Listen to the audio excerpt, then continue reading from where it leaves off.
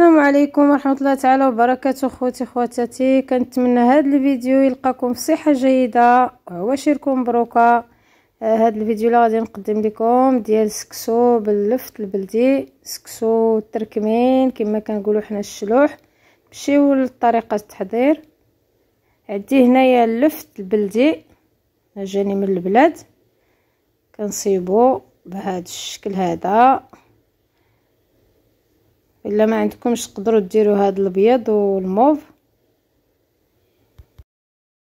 في البرمه كندير اللحام، شويه ديال الزيت، واحد البصيله ولا جوج مشلضين، وشويه ديال الملحه. انا ما كنديرش العطريه ديال اللفت، ما كنديرش فيه العطريه، كندير غير الزيت والملح، وكنخليهم يتحمسوا مزيان. من بعد كنزيد واحد جوج مطيشات مقطعين بهذا الشكل هذا مشلضين، ونخليهم حتى هما يتحمسوا على خاطرهم ويطيبوا. اللفت كنقطعوا بهذا الشكل هذا كما كيبان لكم. السكسو ديالي بعد ما غسلته خليته ينشف، غادي نزيد الماء للبرمه ديالي وغادي نرد السكسو باش يتفور التفويره الاولى.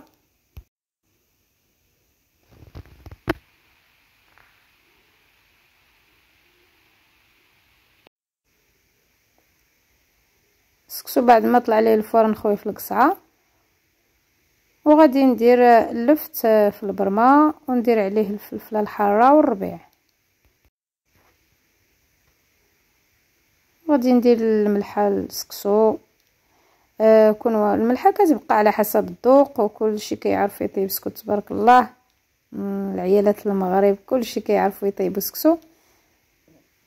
بغيت غير نحاول نشارك معكم. هذه التفويره الثانيه غندير معها شويه الزبده.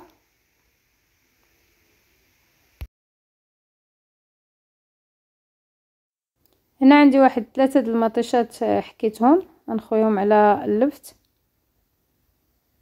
وسكسو غندير ليه شويه ديال الزيت بلديه التفويره الاخرى.